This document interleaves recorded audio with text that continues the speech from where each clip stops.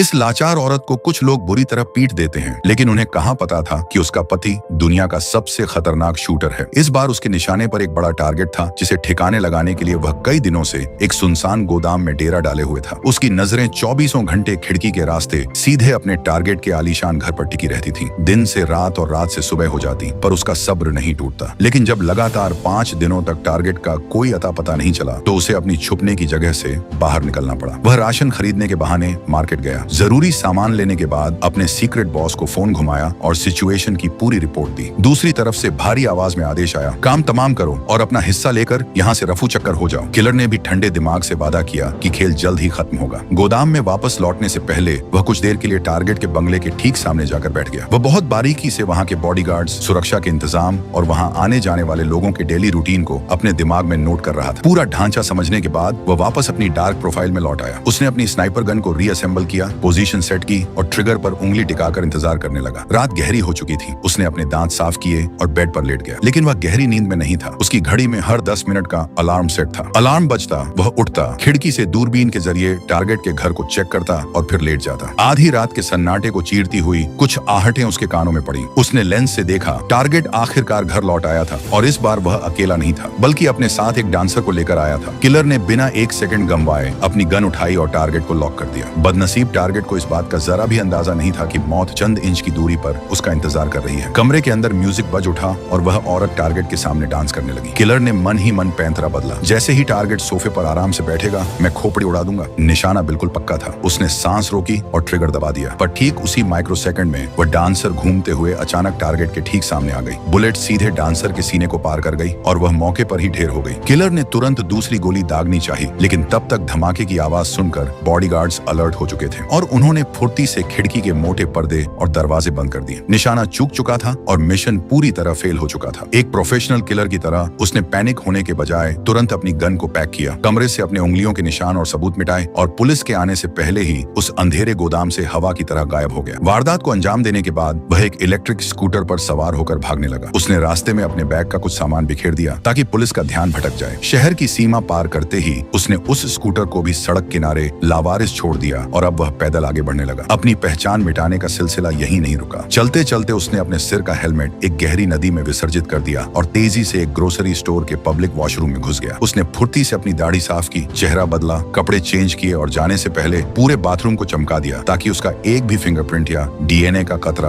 वहां न छूटे। इसके बाद उसने एक टैक्सी बुक की और सीधे इंटरनेशनल एयरपोर्ट का रुख किया। एयरपोर्ट के एंट्री गेट पर पहुंचने से पहले उसने अपनी सबसे वफादार साथी गन को एक सुनसान कचरे के डिब्बे के हवाले कर दिया और टिकट काउंटर की लंबी कतार में जाकर खड़ा हो गया। लाइन में खड़े खड़े अचानक उसकी रीढ़ में एक सिहरन दौड़ गई। उसने देखा कि पुलिस का एक खोजी कुत्ता लगातार उसी की तरफ घूर रहा है। एक पल के लिए इस शातिर कातिल के चेहरे पर भी हवाइयां उड़ने लगी। पकड़े जाने के डर से वह दोबारा वॉशरूम की तरफ भागा, खुद को अच्छे से सैनिटाइज किया ताकि गन पाउडर की गंध मिट सके। वापस लौटकर उसने फेलिक्स अंगर नाम के एक फर्जी पासपोर्ट और वीजा का इस्तेमाल किया और इमिग्रेशन क्लियर कर लिया। अभी वह फ्लाइट में बोर्ड करने ही वाला था कि उसके फोन की स्क्रीन चमक उठी। उसके सीक्रेट बॉस का कॉल था। फोन उठाते ही दूसरी तरफ से गुस्से का गुब्बार फूटा। सारा खेल चौपट कर दिया तूने, ये क्या बकवास करके आया है वहाँ? बॉस का गुस्सा 7वें आसमान पर था। किलर ने बिना कोई सफाई दिए ठंडे दिमाग से फोन काटा, उसके टुकड़े टुकड़े किए और प्लेन के अंदर दाखिल हो गया। लेकिन मुसीबतें उसका पीछा छोड़ने का नाम नहीं ले रही थी। फ्लाइट में बैठते ही उसकी नजर एक बेहद अजीब और संदेहास्पद शख्स पर पड़ी जो लगातार उसी को नोटिस कर रहा था। किलर का छठा सेंस एक्टिव हो चुका था। जैसे ही प्लेन लैंड हुआ, उसने अपनी आगे की कनेक्टिंग फ्लाइट कैंसिल कर दी और एक नए फर्जी नाम से दूसरी टिकट बुक की। लेकिन चौकसी के दौरान उसने पाया कि वह अजीब आदमी अब भी एयरपोर्ट के वेटिंग लाउंज में मौजूद था। खतरे की घंटी बज चुकी थी। उसने आगे का सफर अगले दिन के लिए टाल दिया और शहर के एक गुमनाम होटल में कमरा ले लिया। कमरे के अंदर घुसते ही उसने किसी भी अनहोनी से बचने के लिए दरवाजे और खिड़कियों पर एक सीक्रेट जाल सेट किया और खुद हाथ में एक धारदार चाकू थामकर पूरी रात बिना पलक झपकाए बैठा रहा। उसका इरादा साफ था, जो भी दरवाजा पार करेगा सीधा मौत के घाट उतरेगा। लेकिन वह रात अजीब थी। पूरी रात सन्नाटा पसरा रहा, कोई नहीं आया। अगली सुबह वह बिना वक्त गंवाए सीधे एयरपोर्ट पहुंचा, फ्लाइट पकड़ी और आखिरकार सुरक्षित अपने मुल्क डोमिनिकन रिपब्लिक वापस लौट आया। डोमिनिकन रिपब्लिक में अपने घर पहुंचते ही किलर के कदम ठिठक गए। गेट के पास जमीन पर किसी अनजान मर्द के जूतों के निशान थे और पास ही सिगरेट का टुकड़ा पड़ा था। उसके ट्रेंड दिमाग ने तुरंत भांप लिया कि खेल बिगड़ चुका है। उसने बिना एक पल गंवाए अपनी गन लोड की और घर के अंदर दाखिल हुआ। अंदर का मंजर देखकर उसका दिल बैठ गया। फर्श पर ताजा खून के धब्बे बिखरे पड़े थे। उसने कांपते हाथों से अपनी गर्लफ्रेंड का नंबर डायल किया, लेकिन जब फोन किसी और ने उठाया तो वह पागलों की तरह अस्पताल की तरफ भागा। अस्पताल के आईसीयू वार्ड में उसकी गर्लफ्रेंड जिंदगी और मौत के बीच झूलते हुए कोमा में थी और पास ही उसका भाई बैठा था। भाई ने रोते हुए जो सच बताया उसने किलर के पैरों तले जमीन खिसका दी। उसने बताया कि एक बेरहम आदमी और एक औरत उनके घर में जबरन घुस आए थे। उनका असली टारगेट कोई और नहीं बल्कि खुद यह किलर था, लेकिन जब वह नहीं मिला तो उन्होंने उसकी गर्लफ्रेंड को अपनी हैवानियत का शिकार बना डाला। लड़की ने अपनी जान बचाने के लिए उनसे डटकर मुकाबला किया, लेकिन वे उस पर भारी पड़े। अधमरी हालत में जब वह किसी तरह वहां से बचकर भागी तो उसने देखा कि वे दोनों हमलावर एक हरे रंग की छत वाली टैक्सी में बैठकर फरार हो गए। अपनी मोहब्बत को इस हाल में देखकर उस पत्थर दिल कातिल की आंखों में आंसू आ गए। वह पूरी रात अस्पताल के उस ठंडे कमरे में अपनी गर्लफ्रेंड का हाथ थामे बैठा रहा। देर रात जब लड़की को होश आया तो उसने रोते हुए वह खौफनाक दास्तान बयां की। वे मुझे तड़पा रहे थे, टॉर्चर कर रहे थे ताकि मैं तुम्हारे ठिकाने का राज उगल दूं। मैंने सारा दर्द सह लिया लेकिन तुम्हारा सौदा नहीं किया। उसका निस्वार्थ प्यार देखकर किलर के अंदर का शैतान जाग उठा। उसने तय कर लिया कि जिसने भी यह किया है उसकी मौत अब तय है। उसी रात वह अपने घर लौटा और फर्श के नीचे छुपाए हुए हथियारों का एक भारी भरकम संदूक बाहर निकाला। अब वह किसी को बख्शने के मूड में नहीं था। अगले दिन वह अपनी गाड़ी लेकर शहर की सड़कों पर निकल पड़ा। उसके पास उन कातिलों तक पहुंचने का सिर्फ एक ही सुराग था, वह हरे रंग की छत वाली टैक्सी।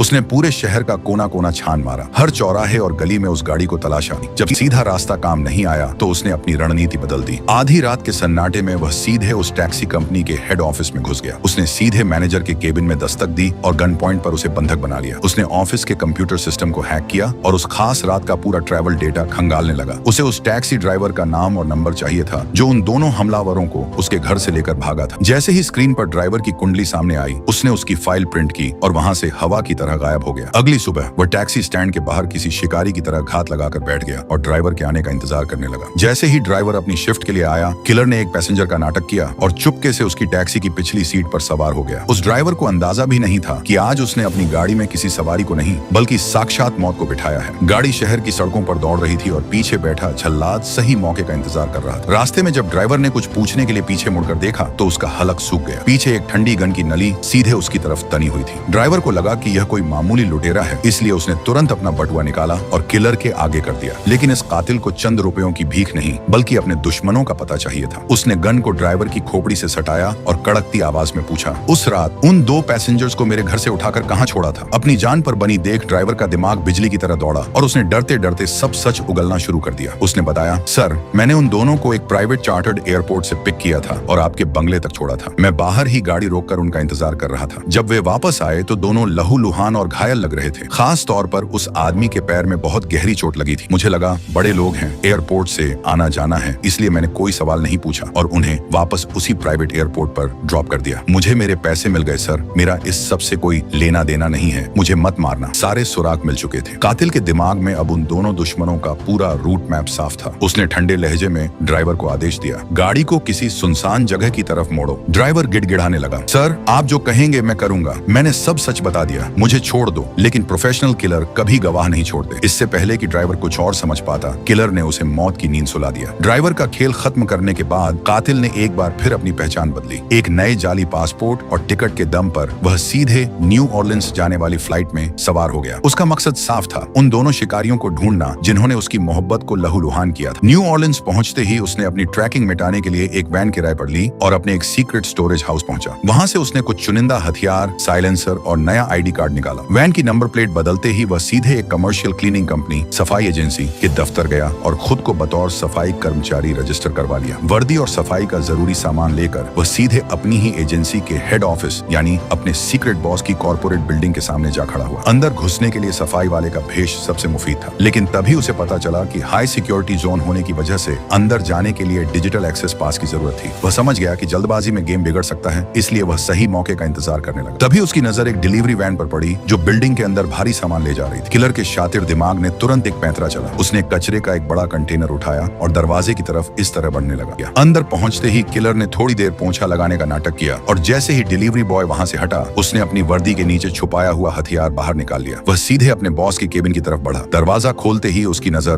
बॉस और उसकी सेक्रेटरी पर पड़ी। बिना एक सेकंड गंवाए उसने गन तान दी और सेक्रेटरी को मजबूर किया कि वह अपने ही बॉस को कुर्सी से बांध दे। उन दोनों हथियारों के नाम और ठिकाने बताओ जिन्होंने मेरे घर पर हमला किया था। मौत को सामने देख उस शातिर बॉस की घिघी बंद गई। वह गिड़गिड़ाते हुए बोला, मेरा कसम से इस सब में कोई हाथ नहीं है। तुम जिस टारगेट को पेरिस में छोड़कर भागे थे, उस क्लाइंट कस्टमर का दिमाग दिमाग घूम गया है। काम अधूरा छोड़ने की वजह से वह बुरी तरह भड़का हुआ है। वे गुंडे उसी क्लाइंट ने भेजे थे। वे तुम्हें खत्म करने आए थे, लेकिन तुम घर पर नहीं मिले तो तुम्हारी गर्लफ्रेंड उनके हत्थे चढ़ गई। इसके बाद बॉस ने उसे डांटते हुए चेतावनी दी, तुम पागल हो गए हो जो यहाँ वापस आए हो। चुपचाप अपनी पहचान बदलो और अगले कुछ सालों के लिए दुनिया के किसी ऐसे कोने में गायब हो जाओ जहाँ वह क्लाइंट तुम्हें कभी ढूंढ न पाए, वरना हम सब मारे जाएंगे। कातिल के सिर पर बदले का खून सवार था। उसने बॉस की दलीलों को अनसुना कर दिया। उसकी नजर पास ही पड़ी एक भारी कील ठोकने वाली मशीन पर पड़ी। उसने मशीन उठाई और सीधे बॉस के महंगे लैपटॉप पर कुछ कीलें दाग दी। टूटती हुई स्क्रीन के साथ उसने अपनी आंखों से इशारा किया, अगर अब भी जुबान नहीं खुली तो अगली कील तुम्हारे सीने के पार होगी। लेकिन बॉस को शायद अपनी ताकत का कुछ ज्यादा ही घमंड था। उसने कातिल की इस धमकी को हल्के में लिया और तेवर दिखाते हुए बोला, जितना जानता था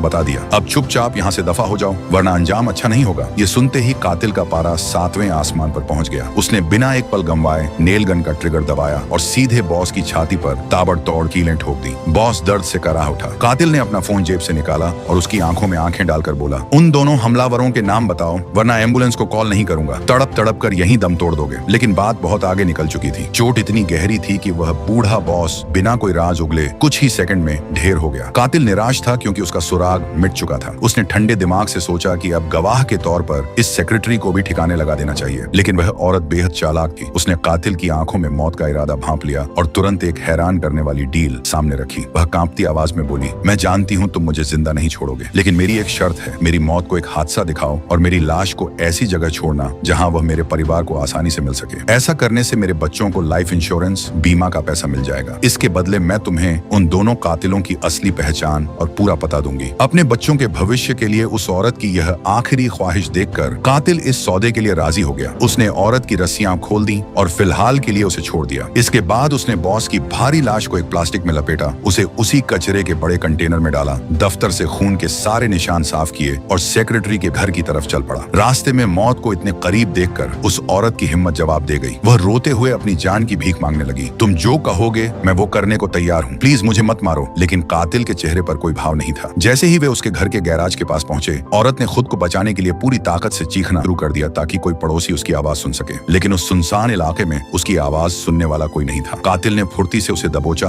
गैराज का दरवाजा खोला और गाड़ी को अंदर कर दिया। मौत का समय करीब देखकर औरत ने आखिरकार दोनों हमलावरों का नाम उगल दिया। साथ ही उसने अपनी दराज से एक गुप्त पोस्ट कार्ड निकाला जिस पर उस असली मास्टरमाइंड क्लाइंट का पता लिखा था जिसने इस खूनी खेल का ऑर्डर दिया था। अपना सुराग हाथ लगते ही कातिल ने अपने सौदे का आखिरी हिस्सा पूरा किया। उसने बिना कोई दर्द दिए झटके से उस औरत की गर्दन मरोड़ दी और लाश को सीढ़ियों से नीचे धक्का दे दिया ताकि पुलिस को यह महज एक घरेलू एक्सीडेंट लगे और उसके मासूम बच्चों को इंश्योरेंस के पैसे मिल सके। सेक्रेटरी के घर से निकलने के बाद कातिल सीधे अपने खुफिया स्टोरेज यूनिट पहुंचा। सबूतों को पूरी तरह मिटाने के लिए उसने अपने बॉस की लाश को वहीं जलाकर खाक कर दिया। अगली सुबह उसने एक सुनसान पुल पर जाकर उस बची खुची राख को हवा के हवाले कर दिया ताकि किसी को भनक तक न लगे। उस रात उसने किराए की वैन को अंदर बाहर से अच्छी तरह साफ किया, नकली नंबर प्लेट को ठिकाने लगाया और अगले दिन उसे रेंटल कंपनी को वापस सौंप दिया। अब उसकी राहों के सारे कांटे साफ थे और उसकी मंजिल थी फ्लोरिडा, जहां उसकी गर्लफ्रेंड को टॉर्चर करने वाले दोनों शिकारी छिपे बैठे थे। फ्लोरिडा पहुंचकर उसने अपनी रणनीति बनाई। उसने तय किया कि पहले वह उस मर्द कातिल को ठिकाने लगाएगा और फिर उस औरत की बारी आएगी। उसने पोस्ट कार्ड के पते का पीछा करते हुए उस मेल किलर के ठिकाने की रेखी शुरू की। घर के बाहर कुछ लोग एक पालतू कुत्ते के साथ वक्त बिता रहे थे। कातिल की नजरें घूमते हुए अचानक उनमें से एक शख्स पर जाकर टिक गईं। वह चलने में थोड़ा लंगड़ा रहा था। यह वही पैर की चोट थी जिसका जिक्र उस टैक्सी ड्राइवर ने किया था। शिकार की पहचान हो चुकी थी। पूरा दिन वह बाज की तरह घर के बाहर मंडराता रहा। शाम ढलते ही उसने देखा कि वे लोग पास के कसीनो की तरफ निकल पड़े हैं। कातिल ने साए की तरह उनका पीछा किया और कसीनो के अंदर भी उन पर पैनी नजर रखी। रात के करीब 12 बजे वह लंगड़ाता हुआ किलर आखिरकार अकेला अपने घर लौटा। बदले का काउंटडाउन शुरू हो चुका था। कातिल दबे पांव अहाते के अंदर दाखिल हुआ, लेकिन तभी रखवाले कुत्ते ने उसे देख लिया और जोर जोर से भौंकने लगा। कातिल ने तुरंत अपनी जेब से नशीली दवा, मिला हुआ गोश्त का टुकड़ा उसकी तरफ फेंक दिया। कुछ ही पलों में कुत्ता गहरी नींद सो गया। रास्ता साफ होते ही कातिल जैसे ही घर के अंदर घुसा, अचानक अंधेरे से उस लंगड़े किलर ने उस पर जानलेवा हमला कर दिया। दरअसल वह भी एक प्रोफेशनल था और उसे अच्छी तरह अंदाजा था कि पेरिस वाला शिकारी अपना बदला लेने यहाँ जरूर आएगा। दोनों के बीच हड्डियों को तोड़ देने वाली खूनी जंग शुरू हो गई। मुक्के, लातें और जो हाथ में आया वे एक दूसरे पर वार करने लगे। कमरा अखाड़ा बन चुका था। लेकिन जब कातिल उस पर भारी पड़ने लगा और उसका गला दबोचने लगा तो लंगड़े किलर ने हार मानते देख तुरंत अपनी गन निकाल ली। जान बचाने के लिए कातिल फुर्ती से पास के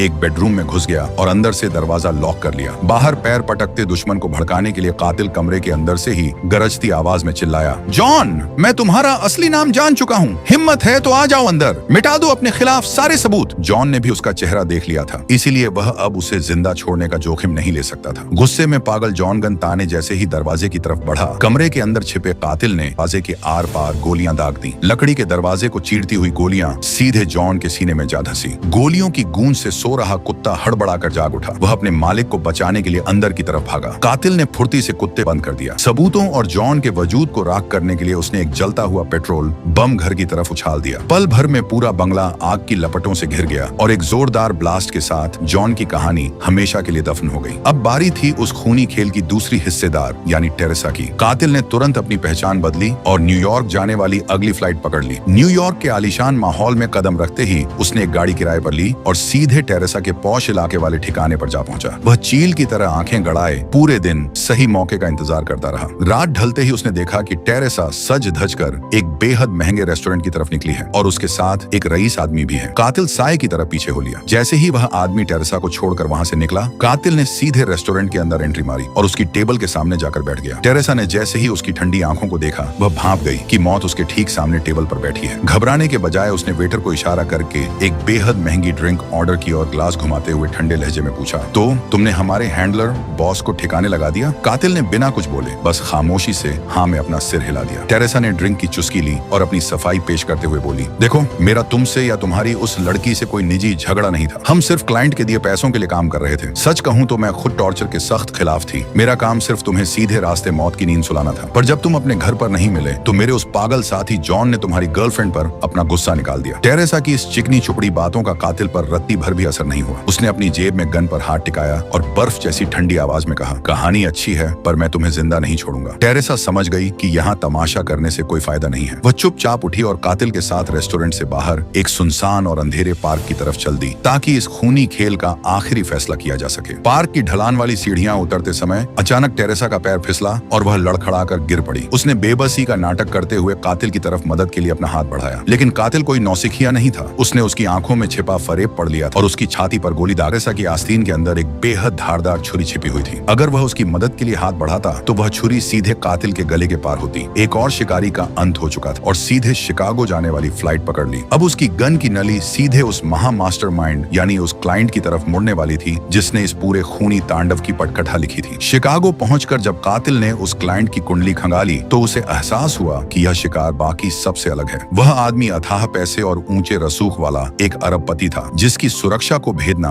नामुमकिन के बराबर था। कातिल ने हड़बड़ी दिखाने के बजाय उसके आलीशान पेंट हाउस के बाहर डेरा डाल दिया और उसकी हर हरकत पर बाज जैसी नजर रखने लगा। एक सुबह जैसे ही वह रईस अपनी गाड़ी लेकर गैराज से बाहर निकला, कातिल एक आम राहगीर की तरह टहलता हुआ फुर्ती से गैराज के अंदर घुस गया, लेकिन आगे का रास्ता ब्लॉक था। अंदर का मुख्य दरवाजा एक हाईटेक डिजिटल लॉक से बंद था। कातिल ने बिना देर किए उस ताले की एक क्लियर फोटो ली और तुरंत डार्क वेब पर उसकी तकनीक को डिकोड करने में जुट गया। इस अभेद्य सुरक्षा को तोड़ने के लिए उसने एक स्पेशल की कार्ड क्लोनिंग डिवाइस ऑर्डर किया। डिवाइस के डिलीवर होने तक उसने अपने सारे सेफ हाउस और बैंक अकाउंट्स खंगाले और अपनी पूरी दौलत एक सुरक्षित मुल्क में जेफरसन नाम के एक बेनामी अकाउंट में ट्रांसफर कर दी ताकि इस मिशन के बाद उसका कोई नामो निशान न बचे। इसके बाद उसने ब्लैक मार्केट के एक लोकल डीलर से कुछ बिना नंबर वाली बंदूकें खरीदी। जैसे ही उसका क्लोनिंग डिवाइस आया, उसने अपना खेल शुरू कर दिया। वह क्लाइंट जिस आलीशान गगनचुंबी इमारत में रहता था, कातिल ने उसी फ्लोर के वीआईपी जिम का एक सेशन बुक किया। वहां उसने चालाकी से एक सफाई कर्मचारी का वर्कर पास चुराया और अपने क्लोनिंग डिवाइस से उसका एक हूबहू डुप्लीकेट की कार्ड तैयार कर लिया। उसी शाम वह उस फर्जी कार्ड की मदद से सुरक्षा घेरे को चीरता हुआ सीधे उस अरबपति क्लाइंट के बेडरूम में जा धमका। अचानक एक अनजान शख्स को हाथ में गन लिए अपने सामने देख क्लाइंट के होश उड़ गए। वह घबराकर चिल्लाया, तुम कौन हो और यहाँ अंदर कैसे घुसे? कातिल को लगा कि यह अमीर आदमी सिर्फ अनजान बनने का नाटक कर रहा है। उसने जेब से वही सीक्रेट पोस्ट कार्ड निकाला और क्लाइंट के चेहरे के आगे कर दिया जिस पर इस सुपारी का पूरा ब्यौरा था। पोस्ट कार्ड देखते ही क्लाइंट के चेहरे का रंग सफेद पड़ गया। उसे तुरंत याद आ गया कि यह वही शूटर है जो पेरिस वाले मिशन में चूक गया था। अपनी जान की भीख मांगते हुए क्लाइंट तेजी से बोला, रुको, मेरी बात सुनो, इस सब में मेरी कोई गलती नहीं है। जब तुम्हारा पेरिस वाला मिशन फेल हुआ तो मैंने सोचा कि इंसान से गलती हो जाती है और मैंने बात वहीं खत्म कर दी थी, लेकिन वो तुम्हारा हैंडलर बॉस था जिसने मुझे भड़काया। उसने कहा कि यह तुम्हारी लापरवाही है और तुम्हें जिंदा छोड़ना खतरे से खाली नहीं है। उसने मुझसे $1,500 और मांगे ताकि वह तुम्हें और तुम्हारे वजूद को हमेशा के लिए मिटा सके। ये सुनते ही कातिल के दिमाग की कड़ियां जुड़ गईं। असल में उस बूढ़े बॉस को गुस्सा इस बात का था कि उसका सबसे बेस्ट शूटर फेल कैसे हो गया। उसे डर था कि अगर पुलिस पुलिस ने इस शूटर को पकड़ा तो वो खुद भी जेल जाएगा। इसलिए उस लालची बॉस ने ही इस कातिल को रास्ते से हटाने के लिए उन 2 शिकारियों को उसके घर भेजा था। क्लाइंट लगातार गिड़गिड़ा रहा था, उन दोनों जल्लादों को भेजने में मेरा कोई हाथ नहीं था, सब तुम्हारे बॉस का प्लान था। कातिल ने अपनी पारखी आंखों से क्लाइंट के चेहरे को देखा। वो समझ गया कि मौत के मुहाने पर खड़ा यह अमीर आदमी झूठ नहीं बोल रहा है। कुछ पलों के ठंडे सन्नाटे के बाद कातिल ने अपनी गन नीचे की, लेकिन जाने से पहले उसने क्लाइंट के कान के पास बर्फ जैसी ठंडी आवाज में चेतावनी दी, आज के बाद अगर दुनिया के किसी भी कोने में मेरी पहचान उजागर हुई तो अगली बार मैं बात करने नहीं आऊंगा। खौफ से कांपते हुए क्लाइंट ने हाँ में सिर हिला दिया। सारे हिसाब किताब चुकता हो चुके थे, नफरत की आग शांत हो चुकी थी। कातिल वहां से चुपचाप निकला और सीधे अपने मुल्क डोमिनिकन रिपब्लिक वापस लौट आया। घर पहुंचकर उसने देखा कि उसकी गर्लफ्रेंड अब पहले से काफी बेहतर थी और कोमा से बाहर आ चुकी थी। उसने अपनी जिंदगी की आखिरी गन को हमेशा के लिए जमीन में दफन कर दिया। खून और बारूद के उस काले रास्ते को छोड़कर वह अब अपनी प्रेमिका के साथ एक बेहद शांत और आम इंसान की तरह जिंदगी गुजारने लगा। अगर आपको ये कहानी अच्छी लगी हो तो चैनल को सब्सक्राइब कर लीजिए।